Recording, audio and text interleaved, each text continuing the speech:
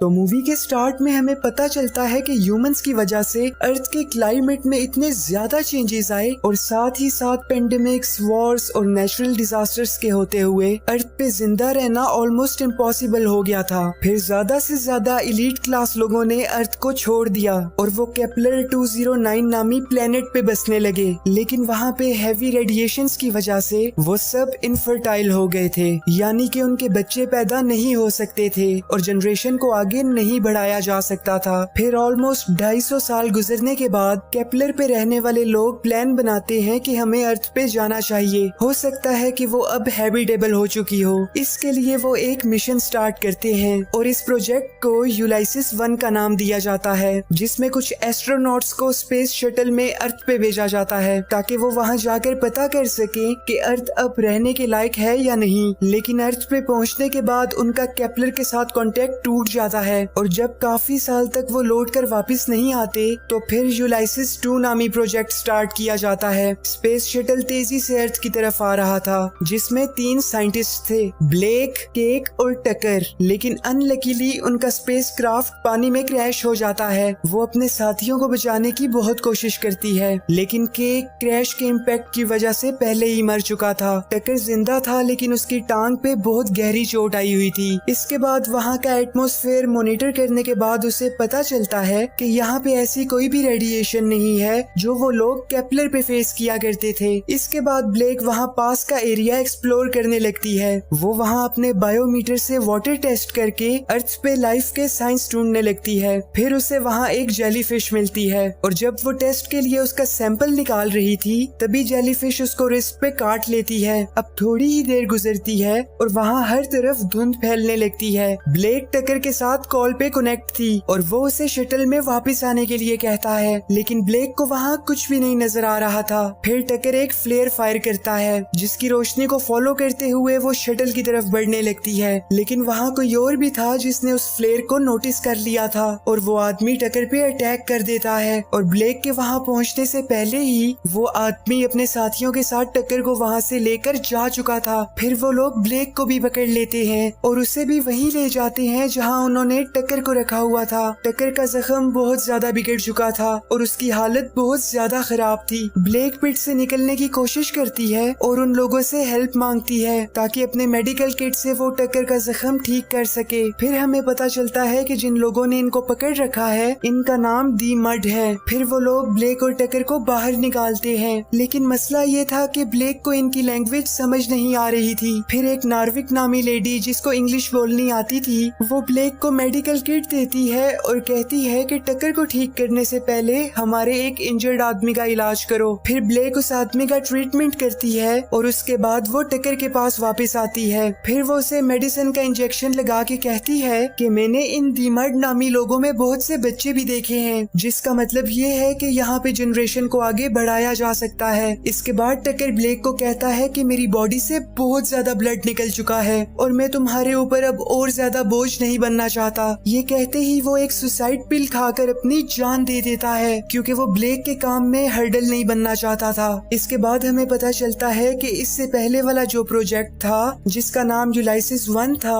उसमें ब्लेक के फादर भी थे और उसके अर्थ पे आने की सबसे बड़ी वजह ये थी कि वो अपने फादर को ढूंढ सके। जब वो अपने फादर के साथ केपलर पे रहती थी तो वो उसे अर्थ की स्टोरी सुनाया करते थे, जिसमें उन्होंने बताया कि मैं जब छोटा सा था तब मैंने बहुत से लोगों के साथ अर्थ से केपलर पे माइग्रेट किया और ब्लेक ये सब बातें इमेजिन कर रही थी। फिर कुछ देर बाद मड के कुछ बच्चे आकर पिट के अंदर ब्लेक पे पानी फेंकते हैं और उस पे बहुत ज्यादा हंसते हैं, लेकिन वहाँ एक माइला नामी बच्ची ब्लेक से बात करना चाहती थी, लेकिन मसला ये था कि उसे ब्लेक की लैंग्वेज नहीं आती थी। अब ब्लेक उसे वॉल पे ड्रॉ करके बताती है कि मैं यहाँ एक दूसरे प्लेनेट से आई हूँ और फिर उससे रिक्वेस्ट करती है कि तुम प्लीज मुझे मेरा रेड बॉक्स ढूंढ दो। फिर थोड़ी देर बाद ब्लेक को पिट के बाहर से चीखों की आवाज आती है और कुछ बच्चे छुपने के लिए पिट में उसके पास आ जाते हैं। फिर वो वहाँ एक होल से देखती है कि दी मड्स पे कुछ लोगों ने अटैक कर दिया है। इसके बाद वो माइला को देखती है जिसके हाथों में रेड बॉक्स था, लेकिन पिट में आए हुए बच्चे बहुत ज्यादा डरे हुए थे और एक बच्चा जोर जोर से रोने लगता है। अब ब्लेक उसके पास आती है और उसे चुप कराने की कोशिश करने लगती है। इसके बाद जब बाहर हालात बेहतर होते हैं तो नार्विका सबको बाहर आने के लिए कहती है और माइला को ढूंढने करने लगती है क्योंकि वो उसकी बेटी थी। वो उसे बहुत ज्यादा ढूंढती है लेकिन माइला उसे वहाँ नहीं मिलती। दरअसल जिन लोगों ने इन पे अटैक किया था वो माइला को अपने साथ ही ले गए थे।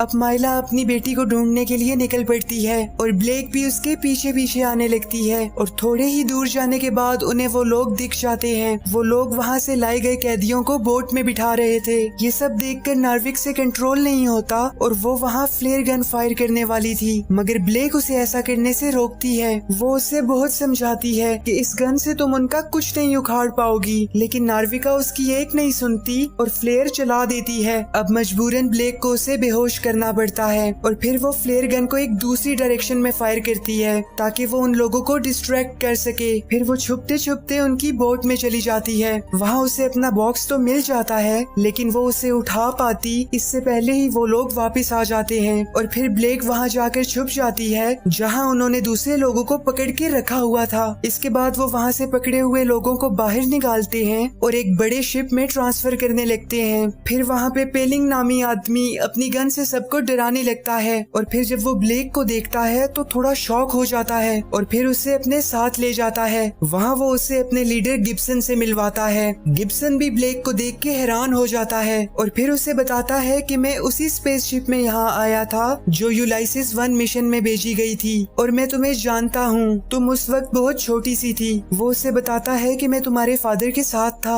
और वो एक बहुत अच्छे आदमी थे। फिर हम वहाँ एक नील नामी बच्चे को देखते हैं और गिब्सन कहता है कि मैंने इसको अडॉप्ट किया था। इसके बाद वो ब्लेक से पूछता है कि तुम्हारे बाकी के लोग कहाँ हैं। वो बताती है कि सब मर चुके हैं और मेरा केपलर से कांटेक्ट भी टूट चुका है क्योंकि स्पेसक्राफ्ट पूरी तरह डैमेज हो चुका है। फिर वो उसे बताती है कि मुझे अभी रेड बॉक्स की तलाश है जिससे मेरा काम आसान हो जाएगा और वो बॉक्स तुम्हारे आदमियों की शिप पे पड़ा हुआ है, लेकिन उसे यूज में लाने के लिए हमें यूलाइसिस 1 की ट्रांसमिशन चाहिए होगी। अब गिब्सन उसे कहता है कि यूलाइसिस 1 तो पूरी तरह डिस्ट्रॉय हो चुका है, टूट चुका है। फिर वो उसे उसके फादर के बारे में बताता है। वो बताता है कि यहाँ आकर तुम्हारे फादर मर्ड्स के साथ रहने लगे, लेकिन जब उन्होंने केपलर से कांटेक्ट करने की कोशिश की तो मर्ड्स को ये बात बिल्कुल भी पसंद नहीं आई और उन्होंने तुम्हारे फादर के खिलाफ बगावत कर दी और फिर उन्होंने स्पेसशिप को तोड़ दिया और तुम्हारे फादर को भी मार दिया। इसके बाद वो उसे कुछ ड्राइंग्स दिखाता है जो कि हाई टेक मशीन्स की थी जो कि उसके फादर ने बनाई थी और बताता है कि हम इनमें से एक मशीन पे काम कर रहे हैं जिसके इस्तेमाल से हम यहाँ पे एक न्यू सिविलाइजेशन बना सकेंगे। इसके बाद वो ब्लेक को एक कैबिन देते हैं और वहाँ ब्लेक को पता चलता है कि वो अर्थ पे आने के बाद इस काबिल हो चुकी है कि वो किसी बच्चे को जन्म दे सके। इसके बाद ब्लेक को वहाँ कुछ बच्चों से मिलवाया जाता है जहाँ एक प्रॉपर क्लास चल रही थी और वहाँ उन बच्चों को केपलर के बारे में बताया जाता था। इसके बाद ब्लेक नील के पास जाती है जो कि वहाँ एक प्लांट से खेल रहा था। वो कहता है कि ये ट्री है और एक वक्त में ये हमसे भी बहुत ज्यादा बड़े हुआ करते थे। अब ये बात सुन के तो जैसे ब्लेक का रंग ही उड़ जाता है क्योंकि यही बात उसके फादर भी उससे किया करते थे। फिर ब्लेक नील से पूछती है कि तुम्हें ये बात किसने बताई। वो कहता है कि मैं वेंटिलेशन पाइप को यूज करके एक क्रिस्टोफर कोलंबन नामी आदमी से बात करता हूँ जिसने मुझे ये सब बातें बताई और वो इंजन रूम के पास वाले कैबिन में रहते हैं, लेकिन मैं आज तक उनसे मिला नहीं हूँ क्योंकि उस कैबिन में जाना मुझे अलाउ नहीं है। अब ब्लेक सोचती है कि मुझे इस बारे में पता करना होगा। फिर वो उस कैबिन के पास जाकर ग्लास से अंदर देखने लगती है। वो अंदर एक आदमी को बैठा देखती है लेकिन तभी वहाँ गिब्सन आ जाता है। अब ब्लेक उससे पूछती है कि तुमने मेरे फादर के बारे में मुझसे झूठ क्यों बोला।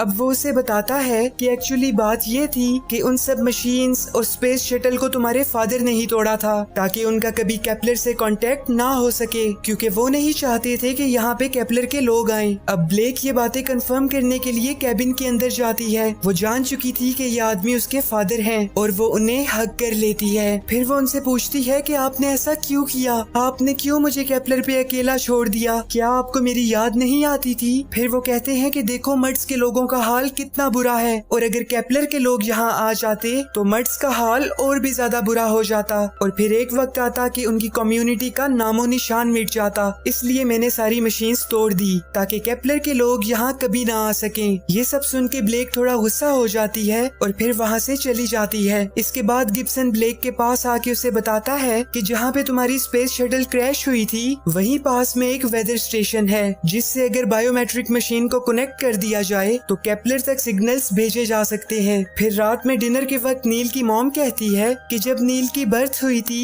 उस टाइम गिब्सन ने हम दोनों की जान बचाई और तब से उसने हमें अडॉप्ट कर लिया। तभी अचानक वहाँ लाइट चली जाती है क्योंकि मर्ड्स के लोगों ने जनरेटर ऑफ कर दिया था और पेलिंग कहता है कि आप सबको किसी सेफ कैबिन में जाके छुपना होगा। लेकिन ब्लेक नीचे चली जाती है और मर्ड्स की लीडर नार्विका उस पे हमला कर देती है और वो यहाँ माइला को ढूंढने के लिए आई थी। फिर ब्लेक उसे अपने साथ उस रूम में लेके जाती है जहाँ पे माइला को रखा गया था, लेकिन वहाँ उसके साथ साथ और भी बहुत सी छोटी छोटी बच्चियाँ थी। तभी वहाँ गिब्सन के लोग आकर नार्विका को पकड़ लेते हैं। फिर ब्लेक गिब्सन से पूछती है कि तुम मर्ड्स के बच्चों को क्यों किडनैप करते हो। अब वो कहता है कि केपलर से यहाँ आने तक 8 साल का वक्त लगता है और वहाँ मौजूद सभी लेडीज की एज 35 ईयर्स से ज्यादा है, यानी यहाँ तक पहुँचने तक वो वैसे ही इनफर्टाइल हो चुकी होंगी। मैं इन बच्चियों को यहाँ इसलिए रख रहा हूँ ताकि जब केपलर के लोग यहाँ आए तब तक ये बच्चियाँ बड़ी हो चुकी हों ताकि जनरेशन को आगे बढ़ाया जा सके। ब्लेक जब ये बातें सुनती है तो बहुत ज्यादा गुस्सा हो जाती है। वो गिब्सन को कहती है कि बस करो, ये सब जो तुम कर रहे हो इसे रोक दो, लेकिन वो उसकी बात काटते हुए कहता है कि तुम्हारा बायोमेट्रिक मिल गया है, तुम्हें चाहिए कि तुम उसे जल्दी से जल्दी वेदर स्टेशन से कनेक्ट करो ताकि हमारा केपलर से कांटेक्ट हो सके। और फिर वहाँ से जाते हुए अपने आदमियों को ब्लेक पे नजर रखने के लिए कहता है। इसके बाद वो अपने कैबिन में आती है और देखती है कि माइला वहाँ छुपी हुई है, लेकिन तभी पेलिंग भी वहाँ आ जाता है। उसे लगता है कि ब्लेक वहाँ पे अकेली है और वो ब्लेक के साथ जबरदस्ती करने की कोशिश करता है। फिर ब्लेक उसे मारती है और माइला को लेके नार्विका के पास जाती है और बाकी के मर्ड्स को भी फ्री करवा देती है। अब सारे मर्ड्स मिलके शिप पे अटैक कर देते हैं और फिर ब्लेक अपने फादर से मिलके उन्हें सारी सच्चाई बताती है। तभी वो लोग विंडो से देखते हैं कि गिब्सन अपनी फैमिली के साथ वेदर स्टेशन की तरफ जा रहा था। अब उसके फादर कहते हैं कि हमें उसे ऐसा करने से रोकना होगा क्योंकि अगर केपलर के लोग यहाँ आ गए तो वो मर्ड्स को अपना गुलाम बनाने में जरा भी देर नहीं लगाएंगे। इसके बाद ब्लेक सब मर्ड्स को एक शिप में भेजती है और फिर गिब्सन को रोकने के लिए चली जाती है। वो वहाँ पहुँचकर देखती है कि गिब्सन बायोमेट्रिक को यूज करके सैंपल को केपलर पे सेंड कर रहा था। अब ब्लेक उसे गन दिखा के रोकने की कोशिश करती है, लेकिन वो भी अपनी गन निकाल कर ब्लेक को कहता है कि होशियारी मत करना। और फिर नील की मॉम बताती है कि नील एक्चुअली तुम्हारा भाई है। इसके बाद गिब्सन नील की मॉम को शूट कर देता है। अब ब्लेक अपनी गन नीचे रख देती है ताकि गिब्सन नील को हर्ट ना करे। अब गिब्सन केपलर को मैसेज सेंड करने लगता है। तभी ब्लेक उसे पकड़ती है और पानी में गिरा देती है और काफी देर तक उसे पानी में ही रखती है। ऐसा करने से गिब्सन मर जाता है और ब्लेक भी मरने ही वाली थी, लेकिन तभी नार्विका आकर उसे रेस्क्यू कर लेती है। इसके बाद ब्लेक अपने फादर और भाई के साथ साथ सभी मर्ड्स के साथ शिप पे आ जाती है। फिर वो अपने भाई को कहती है कि केपलर से बहुत से लोग आने वाले हैं, हमें इसके लिए तैयार रहना होगा। The end. वीडियो को लाइक और चैनल को सब्सक्राइब करना बिल्कुल भी मत भूलिएगा। Take care stunners and bye bye.